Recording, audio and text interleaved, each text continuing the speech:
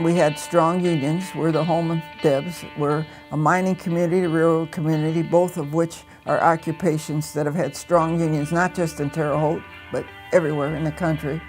During the 1920s and 1930s, the labor movement was strong in Terre Haute. Most companies were organized. There was a holdout, the Colombian Enameling Company.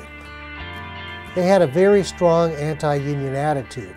Efforts to organize Colombian enamel did not go well. There was a case that went to the Supreme Court. Actually, the company lost. They still wouldn't allow themselves to be organized.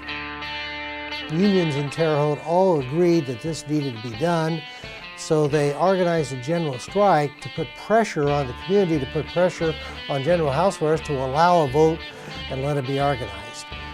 With the general strike, the newspapers didn't publish. There were fears about things like milk being delivered. There were fears about hospitals operating, the fears about streetcars running. Nothing moved in Terre Haute that required union. Many people would have been too poor in 1935 to have their own automobile. So they got around town by streetcar. Well, the streetcars went on strike. Strike breakers had been brought in, and there was some violence associated with that. My grandfather was prosecutor at the time, and he heard it was going to become pretty violent, so he actually talked to the governor, McNutt at the time, and says, hey, we need some help here.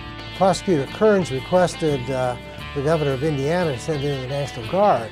So we had martial law in Terre Haute for a time with troops on site at Colombian Enamel.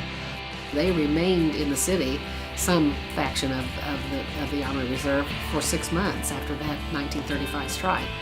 Students of that strike will say that that was nationally driven. It was almost concocted in a sense for media attention because Terre Haute was a community back then that would receive national recognition. We were front page news in the New York Times, Chicago Tribune, and around the country. So that left a mark on Terre Haute, which was hard to live down for many years.